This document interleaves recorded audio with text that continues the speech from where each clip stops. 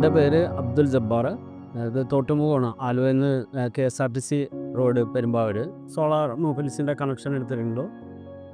ഇപ്പോൾ 1.5 കൊല്ലത്തോളമായിട്ടുണ്ട്. അപ്പോൾ സുഹൃത്തുക്കൾ മുഖേന പരിചയപ്പെട്ടതാണ്. അത് ഇൻസ്റ്റാൾ ചെയ്യുന്ന പയ്യനുമായിട്ട് നമുക്ക് പരിചയമുണ്ടായിരുന്നു. അപ്പോൾ അതുകൊണ്ടാണ് മൊബൈൽസിൻ്റെ അത് എടുത്തത്. തൊട്ടടുത്ത് മറ്റ് പല കമ്പനികളുടെയൊക്കെയാണ് അയൽ വീടുകളിലൊക്കെ ചെയ്തിട്ടുള്ളത്. അതുകൊണ്ടാണ് നമ്മളത് എടുക്കാൻ കാരണം.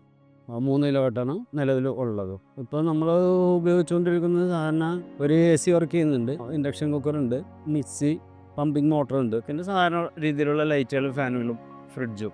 മുമ്പ് വെക്കുന്നതിന് മുമ്പ് എനിക്കൊരു 1800 രൂപ ആവറേജിലാണ് കറണ്ട് ചാർജ് വന്നിരുന്നത്. 1800 2000 താഴെയുള്ള.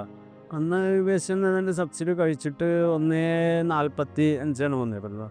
ചിലപ്പോൾ 2-3 പ്രാവശ്യം വിളിച്ച് അന്വേഷിക്കുകയൊക്കെ ചെയ്തിട്ടുണ്ട്. നമ്മൾ പിന്നെ അത് വർദ്ധിപ്പിക്കാൻ വേണ്ടി ഒന്നും ചെയ്തിട്ടില്ല.